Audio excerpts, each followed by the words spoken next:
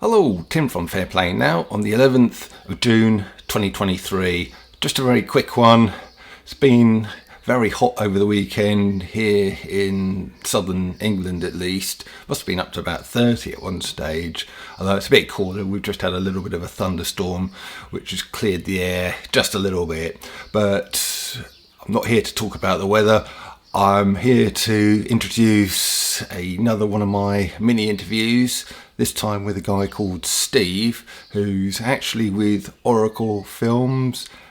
Now, if you've been associated with the freedom movement for any length of time, you'll have come across some of their work.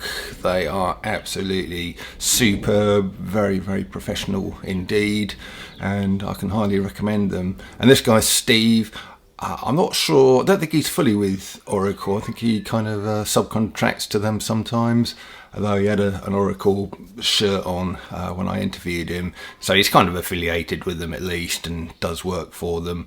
And I had a good little chat with him, and he was coming out with some very interesting things from his perspective about various things that have been going on, his insights into the 15-minute city threat and that kind of thing. So, not going to go on too much longer, just going to let you watch a shortened version of his interview, which will be following on as soon as I finish here. At the start of it, he was saying some stuff that I might get me into trouble on this platform. So what I'll do is let you watch the shortened version here, or you can catch the full version on my website, fairplaynow.net/must, and it'll be there probably pretty much at the top for you to go there and look at. So that's the full version, shortened version, but still very interesting here. And I'll let Steve take over. Tim from Fair Play Now, thanks for watching.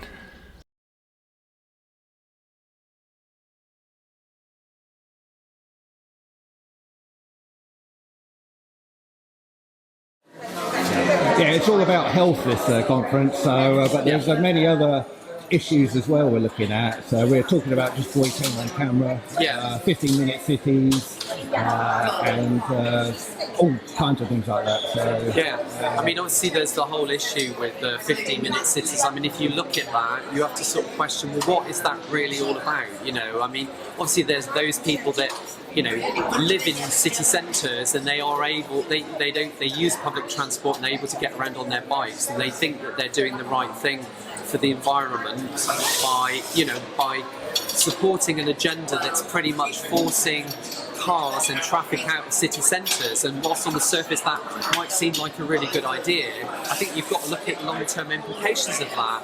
You know, is it necessarily be economically, you know, and commercially a good decision to get cars out of city centres? What about people that can't actually get into the city centre because of disability? You know, and actually so I'm speaking to some people that live in Oxford. Obviously one of these said 15-minute cities, and they were saying that actually, if anything, car journeys have been doubled and tripled in some cases. So you're actually in the car for longer to get to where you want, and so the carbon emissions are far more than what they would have been if you could have just done a direct trip from A to B across the city.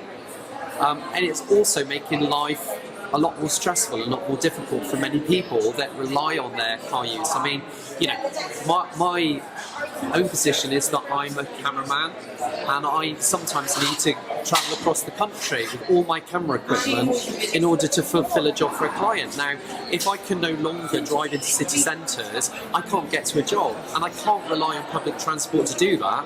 So this coming in would personally affect me, and it would affect my livelihood.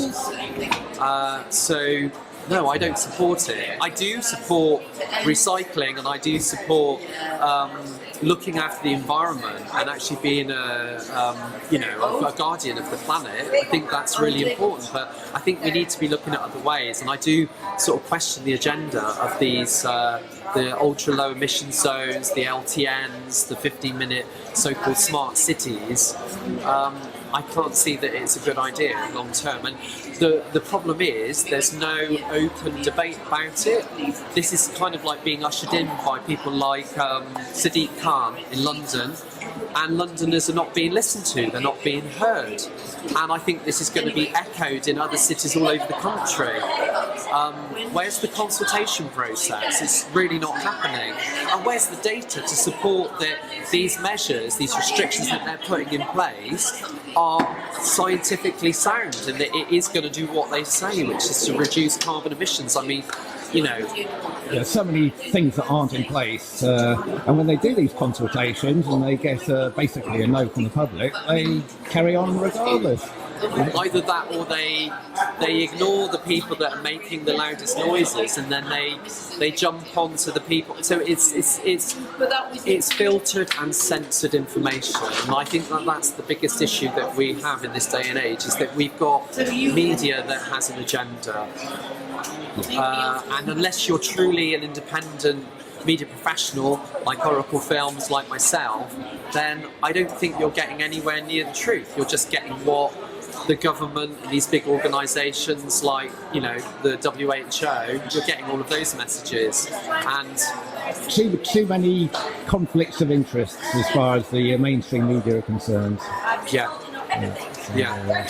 I think so. Right, well, great. you've Nice to been chat to you, Tim. fantastic. Thank you very much. Good luck with your channel. Cheers.